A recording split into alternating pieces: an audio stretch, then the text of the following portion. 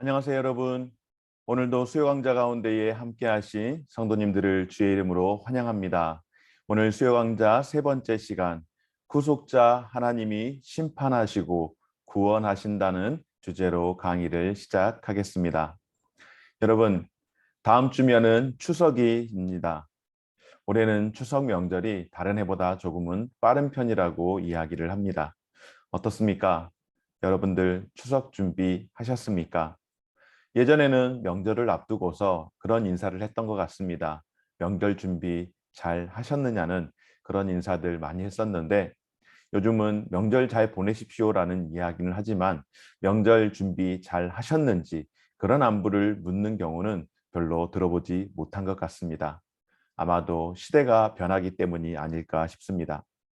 그런데 여러분, 이렇게 명절을 지내는 데 있어서 시대가 변하기는 하지만은 어떻습니까? 그래도 추석하면은 떠오르는 것 가운데 한 가지가 바로 먹을 수 있는 음식 아닐까요? 특별히 우리 어머니들에게 추석 준비 잘 하셨느냐라고 하는 인사 안부는 추석 때 그때 먹을 음식들을 잘 장만했는지 또 떡은 마련했는지 하는 그런 여러 가지 인사들이 아닐까 싶습니다. 그렇다면 여러분, 추석 명절, 우리나라는 추석과 또 설 명절이 큰 명절 중에 하나인데 이번에 다가오는 추석 명절, 그래도 상징이 되는 음식이 있다면 무엇일까요? 바로 송편떡입니다. 우리가 이렇게 추석 생각할 때에 가장 상징이 되는 음식, 바로 추석 때 먹을 만한 송편. 그래서 항상 인사를 할 때에 이번에 추석 송편 드셨습니까? 혹은 설날에는 떡국 드셨습니까? 이렇게 인사하는 것은 그때 먹을 만한 특별한 음식이었기 때문에 그런 인사가 있지 않았을까 싶습니다. 여러분, 하나님께서는 그의 백성들인 이스라엘들이 하나님을 기억하기를 원했습니다. 그리고 무엇보다도 하나님께서 애굽에서 그들을 출애굽하신 일을 기억하기를 바라셨습니다. 그래서 그들로 하여금 시각적으로 그리고 청각, 후각, 미각, 촉각, 복합적인 감각을 통하여서 그들이 이 출애굽을 기념할 수 있는 유월절 식사를 주셨습니다. 하나님께서 이스라엘 백성들에게 하셨을 뿐만 아니라 예수님께서도 제자들에게 기념할 것을 말씀하시며 성만찬을 제정하셨습니다. 너희가 이를 행하여 나를 기념하라. 이것이 예수님께서 제자들에게 그리고 오늘을 살아가는 우리 모든 성도들에게 성만찬을 성찬을 주신 목적이기도 합니다. 나를 기념하라. 오늘 6월절 이야기, 이것은 바로 하나님의 구원과 하나님의 심판에 대한 아름다움을 소개하고 있습니다.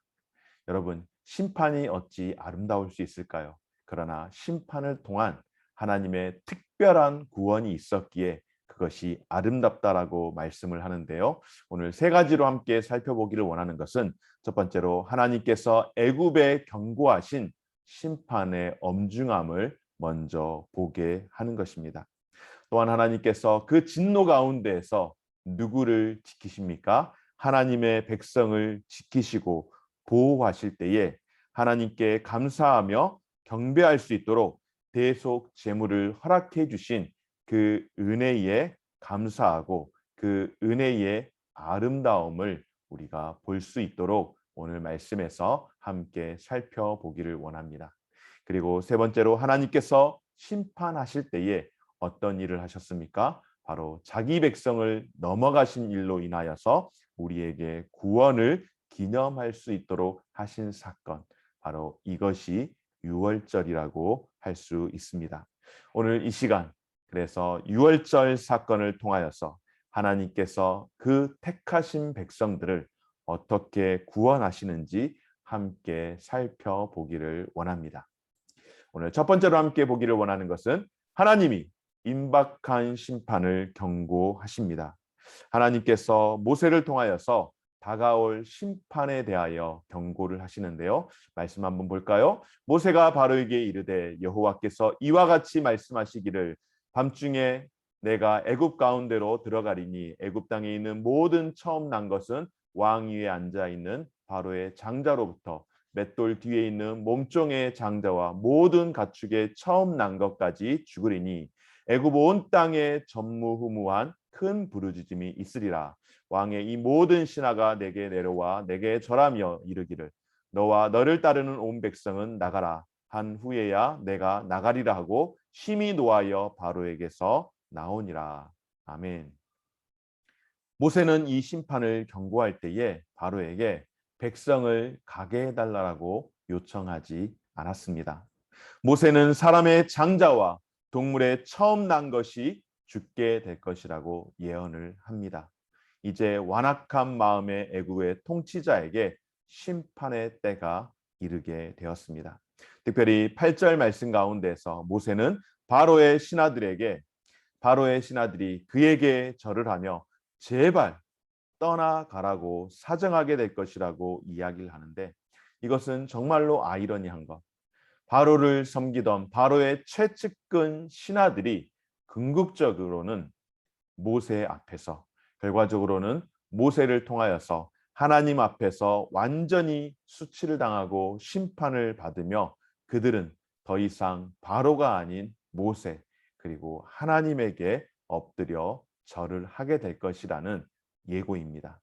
그러나 여러분, 하나님은 그들은 무서운 심판에서 보호해 주시는데요. 누구를 보호해 주십니까? 바로 자기의 택한 백성. 하나님께서 바로 자기가 택한 백성들을 하나님께서 이 무섭고 엄중한 심판 가운데서 보호해 주시는데 어떻게 보호해 주시는지 오늘 두 번째 사건을 통하여서 한번 보도록 하겠습니다. 하나님이 완전한 희생 제물을 통하여 보호해 주십니다. 하나님께서 엄중한 심판 가운데서 그 택하신 백성들을 보호하시는데 그냥 보호하심이 아니라 완전하고도 완벽한 흠이 없는 희생 제물을 통하여서 그냥이 아닙니다. 그냥 공짜로 얻어지는 것이 아니라 희생 제물을 통하여서 하나님께서 구원의 은총을 베풀어 주십니다. 출애굽기 12장에서 하나님은 훨씬 엄청난 규모의 일을 이제 벌리시는데요. 하나님은 이스라엘 달력 자체를 바꾸어 버리십니다. 그리고 유월절을 새롭게 기념하도록 말씀을 하시는 거죠.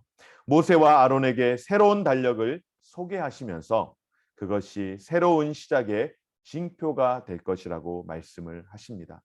왜냐하면 바로 이스라엘 백성들 그들의 삶의 중심 가운데에 하나님을 두시기 위함이었습니다.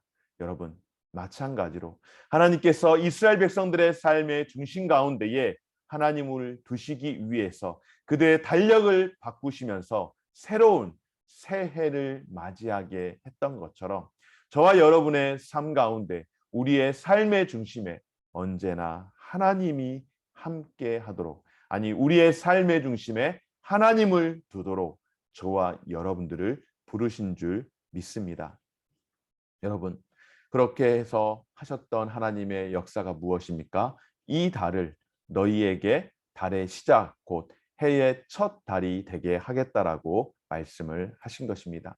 뿐만 아니라 하나님께서는 어린 양을 대속 제물로 바치되 어떻게 하십니까? 너희 어린 양은 흠없고 1년 된 수컷으로 하되 양이나 염소 중에서 취하도록 그러니까 흠이 없는 깨끗한 순결한 어디에 문제가 있는 그런 것이 아니라 완벽하고 순전한 것을 준비하도록 하십니다. 여러분, 하나님께서 왜 이렇게 말씀하셨을까요? 바로 우리는 죄로 부패한 인생들이기에 죄로 부패된 우리는 스스로를 구원할 수 없는 그런 존재들입니다. 그래서 우리를 위해서 대속해 주실 제물이 분명 필요했던 것입니다. 반드시 이 흠 많은 우리의 인생을 대신 해결해 주어야 할 제물이 필요했다라고 하는 것이죠. 여러분, 누구일까요? 그분이 바로 예수 그리스도이십니다. 바로 예수 그리스도 그는 하나님의 가족된 저와 여러분들, 우리 모두 우리의 허물들을 대신하기 위해서 대속 제물로 드려진 하나님의 어린 양인 줄 믿습니다. 또한 오직 예수 그리스도 그분을 믿는 믿음을 통해서만 우리의 죄가 해결되어질 수 있는 것은 바로 예수 그리스도만이 우리의 유일한 소망이 되어지시기 때문인 줄 믿습니다. 그리고 하나님께서 어떻게 하십니까? 모세를 통하여서 그 피를 양을 먹을 집 좌우 문설주와 임방에 바르도록 그렇게 말씀을 하신 겁니다. 어찌 보면은 조금은 이상한 퍼포먼스 같지만 여러분, 이것은 하나님의 말씀을 지켜야만 심판을 넘어갈 수 있다는, 심판을 유보하고 넘어갈 수 있다라고 하는 믿음의 고백입니다. 어찌 보면 애굽의 입장에서 볼 때에 그 문밖 문설주와 임방에 피가 발려져 있는 것을 보면은 저기 하고 좌표가 딱 찍히는 것 아니겠습니까? 그러나 그들이 좌표가 찍힌다라는 것을 알고 있음에도 불구하고 그렇게 퍼포먼스를 행하였던 가장 큰 이유는 무엇인가 하면은 바로 이 심판, 이 죽음의 심판을 유보할, 넘어갈 그 믿음을 하나님 앞에 또 세상을 향하여서 고백한 그런 모습인 줄 믿습니다. 결과적으로 이스라엘은 제물을 통하여서 심판을 면하게 될 것이고 대속 제물을 믿는 믿음으로 구원이 성취된다라고 하는 말씀입니다. 뿐만 아니라 하나님은 어린 양을 어떻게 처리해야 하는지에 대해서도 아주 구체적으로 소상하게 말씀해 주시는데요. 어떻게 합니까? 그 밤에 그 고기를 불에 구워서 무교병과 쓴 나물과 아울러서 먹고, 무교병과 쓴 나물뿐만 아니라 하나님께서는 특별한 방식으로 또한 옷을 입고서 그것을 먹도록 하는데, 너희는 그것을 이렇게 먹을지니 허리에 띠를 띠고 발에 신을 신고 손에 지팡이를 잡고 급히 먹으라. 이것이 여호와의 유월절이니라. 아멘. 여러분, 왜 하나님께서 이렇게 급하게 서서 음식을 먹도록 했을까요? 바로 이들이 이제 이 유월절을 기념함을 통하여서 무엇을 기억하도록 하셨을까요? 지난 날에 출애굽을 하기 이전에 애굽에서의 살던 그 고통의 삶, 그 쓰디쓴 그 삶을 기억하도록 하기 위해서 이와 같이 무교병과 쓴 나물을 먹되 그것을 허리에 띠를 띠고 지팡이를 들고 급하게 먹도록 하신 것입니다. 이것을 기념하도록, 앞서 제가 말씀을 드렸던 것처럼 예수님께서 유월절을 이렇게 기념하도록 하신 것, 신약에서 이 유월절의 기념이 무엇입니까? 바로 예수 그리스도께서 성만찬을 제정하심으로 나를 기념하라고 하신 것은 바로 내가 너희를 위하여서 피를 흘렸고 내가 너희를 위하여서 살을 찢김으로 구원의 은총을 주셨다라는 것을 기념하고 기억하도록 하기 위함인 줄 믿습니다. 결과적으로 유월절 사건은 여러분 어떠한 것입니까? 애굽과 그들의 거짓 신들에 대한 하나님의 거룩한 심판을 가장 잘 드러낸 것이라고 할 수 있는데요. 오늘 12절 말씀 가운데에 내가 그 밤에 애굽 땅에 두루 다니며 사람이나 짐승을 막론하고 애굽 땅에 있는 모든 처음 난 것을 다 치고 애굽의 모든 신을 내가 심판하리라. 나는 여호와라. 아멘. 여러분, 유월절은 애굽에 임한 재앙들이 하나님의 의와 심판의 표징인 것처럼 이스라엘 백성들이 문설주에 바른 피는 그 집에 이미 심판이 내려졌으므로 더 이상 죽음의 그림자가 그 가운데에 깃들이지 못하도록 하는 이스라엘에 임한 하나님의 자비의 그런 표징이 되는 사건인 줄 믿습니다. 이제 마지막으로 세 번째로 함께 살피기를 원하는 것은 하나님의 심판은 엄중하고 그분의 자비는 무궁합니다. 여러분, 굉장히 대치되는 것 같지 않습니까? 하나님의 심판이 엄중합니다. 굉장히 무서운 이야기죠. 그러나 그분의 자비는 무궁하다라고 이야기할 때에 심판은 분명 무서운 것인데 자비는 어떻습니까? 사랑스럽고 위로하고 우리를 회복하게 하는 말씀 아니겠습니까? 죄에 대하여서는, 그리고 악에 대하여서는, 특별히 바로의 이 악함에 대해서는 엄중하게 심판하시지만은 하나님께서 택하신 그의 백성들에게는 이와 같이 구원으로 자비함을 베풀어 주신다라고 하시는 하나님의 약속인 줄 믿습니다. 오늘 29절 말씀 가운데에 밤중에 여호와께서 애굽 땅에서 모든 처음 난 것, 곧 왕 위에 앉은 바로의 장자로부터 옥에 갇힌 사람의 장자까지와 가축의 처음 난 것을 다 치심에. 아멘. 바로 초태생 죽음의 이야기에서 우리는 하나님의 구속 능력의 그 반전을 볼 수가 있습니다. 하나님께서 어떻게 하십니까?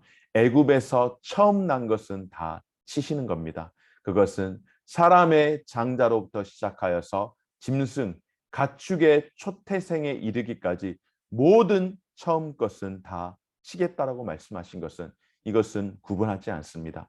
부자나 가난한 자나 왕이나 노예나 차별 없이, 심지어는 애굽에 속한 짐승까지라도 심판을 하신다라고 하는 사실입니다. 여러분, 이 심판은 사실 10번째 재앙으로서 하나님께서 궁극적으로 악을 뒤집는 사건이라고 할 수 있는데요. 여러분, 이전에 히브리 민족을 향하여서 바로가 어떤 악행을 벌였습니까? 바로 히브리에서 태어난, 히브리 민족 가운데서 태어난 산의 아이들은 다 죽이도록 산파에게 그렇게 불의의 심판을 내렸는데, 이제 하나님께서 그들의 아들들에게 의로운 심판을 내리시겠다라고 하시는 것, 바로 이것이 하나님의 엄중한 심판인 줄 믿습니다.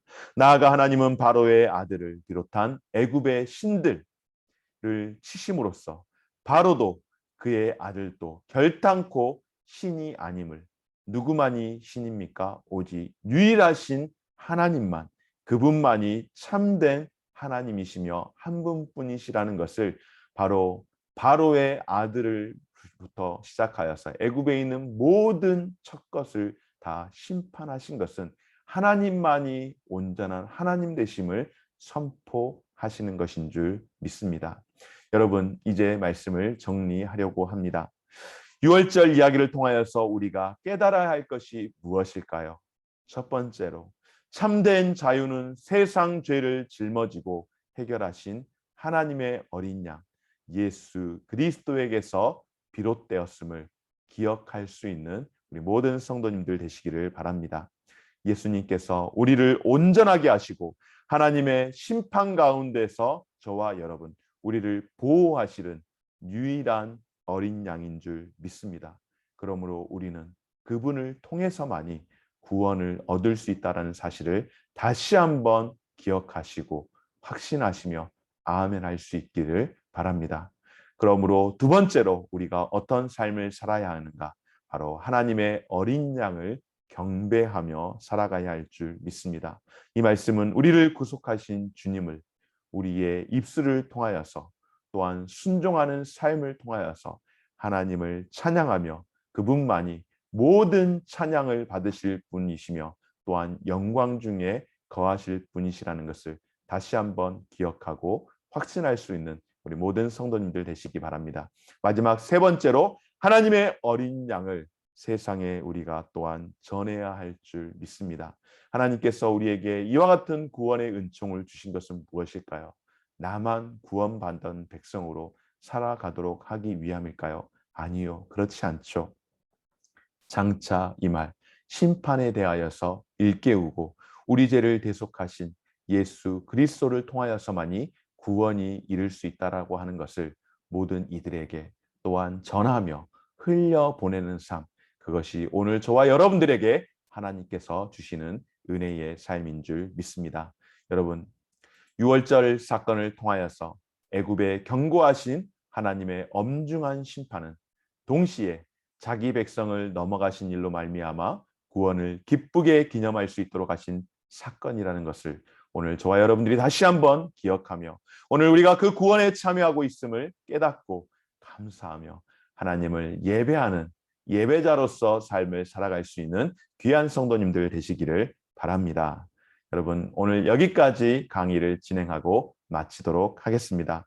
함께 수고하신 우리 모든 성도님들께 감사드리며 남은 한 주간의 삶, 남은 사흘의 삶 또한 주 안에서 평안함을 누리시고 또 주일날 복되게 함께 뵐 수 있기를 소망합니다. 수고하셨습니다. 감사합니다.